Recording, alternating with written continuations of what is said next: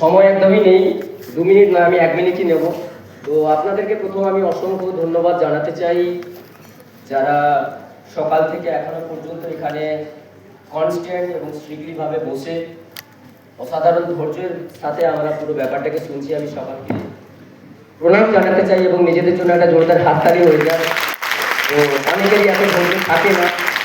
1 মিনিটে যদি বলা যায়, 9 বছর আগে শুরু করেছিলাম, 2016 সাল, যেটা ভিডিওতে দেখলেন কিছু ছিল না, ছিল শুধু কি ফ্যামিলিতে হচ্ছে কি বলে টাকার অশান্তি, কি ছিল বাবা লোকের বাড়িতে কাজ করতেন, এই যে সম্মান টম্মান দিচ্ছে, এই যে এত সব কিছু, এগুলোর আমি একদমই যোগ্য নয়। সামান্য গ্রামের ছেলে, প্রত্যেকটা গ্রামের ছেলে যেরকম স্বপ্ন দেখে, আমারও স্বপ্ন ছিল। স্বপ্নটা কোথা থেকে এসেছিল? রিজেকশন থেকে, ছোটবেলা থেকে দেখেছি মামা বাড়িতে আমার বাবাকে অপমান, রিলেটিভ বাড়ির মধ্যে অপমান, প্রত্যেকটা জায়গায় অপমান। কেন? আমার বাবা বেশি টাকা রোজগার করতো না, তার জন্য কি বলে সম্মানের অধিকারী নয়। তো একটাই হাতিয়ার আমাদের কাছে, পড়াশোনা করে কিছু একটা করব। সকলেরই ওয়েস্ট বেঙ্গলে কম বেশি স্বপ্ন থাকে যে ডাক্তার, ইঞ্জিনিয়ার হব, মুখে শুধু স্বপ্ন থাকে, হয়তো মাথায় বুদ্ধিও থাকে, কিন্তু পয়সা লাগবে না। আপনি মেডিকেল করার স্বপ্ন আমি দেখেছিলাম, পাসও করেছিলাম, 17,67,000 টাকা 2014 সালের ফিস, আজকে সেটা 70 লাখ টাকা লাগে।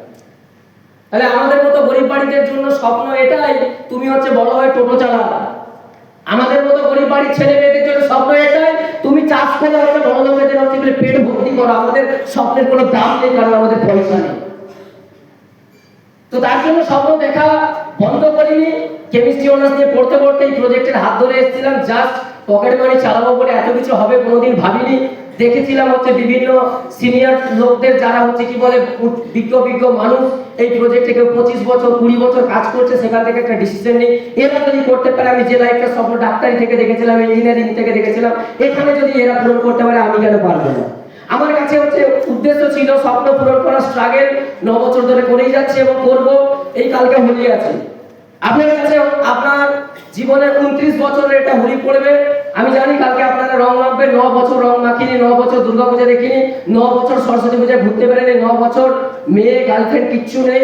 একটাই জিনিস, মাদার্স ডেতে মাকে প্রপোজ করি, ফাদার্স ডেতে বাবাকে ভালোবাসি।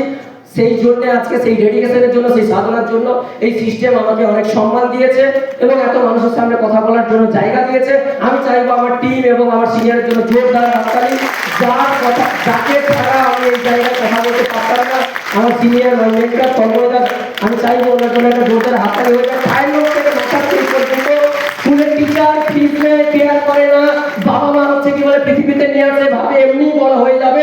এই মানুষটা হচ্ছে কি বলে তিলে এই মানুষটা হচ্ছে তিল করে বড় করেছে। যখন কোভিড ছিল, আমার মনে আছে, আমার বাবা মা ফোন করেছিল আমাকে এটাই জানার জন্য কত হলো রোজগার। এই মানুষটা হচ্ছে কি বলে তখন কেউ 500 টাকা, কেউ 1000 টাকা, কেউ চাল ডাল দিয়ে হেল্প করেছিল এবং আজকে এখানে দাঁড়িয়ে আছি। বাইরে গেলে দেখতে পাবেন 7 লক্ষ টাকার গাড়ি, হুন্ডাই সেন্টার WB20 দাঁড়িয়ে আছে, সেটাতে সুশান্ত। তো আমি যদি করতে পারি, প্রত্যেকটা মানুষ করতে পারবেন। লাস্ট একটা কথাই আমার দিক থেকে বলার, প্রচুর মানুষ কি বলে জানেন তো, হয় না, পারবি না, হবে না, তোর দ্বারা হবে না। আমার বাবা বলেছিল, তোর দ্বারা কিচ্ছু হবে না, তুই জাহান্নামে গেছিস, তুই ফেঁসে গেছিস, কিচ্ছু হবে না। একটা সিঙ্গেল লোক আমাদের জন্য এটা বলতে আসে না তোর দ্বারা হবে। তো আমি আপনাদেরকে একটাই জিনিস সাজেশন দেবো, জীবনে যারা বলবে আপনাকে হবে না, পারবি না, কিচ্ছু হবে না, হতে পারেন গরিব বাড়িতে জন্মেছেন, স্মার্ট ভ্যালুতে পেয়ে গেছেন, মানে 5 বছর লাগুক, 10 বছর লাগুক, ফ্যামিলির ইতিহাস ভূগোল চেঞ্জ করবো, চলবো। তো এখানে আমি আমার কথা শেষ করছি, আর অনেক কিছু বলার ছিল, টাইম নেই। তো থ্যাংক ইউ। আমি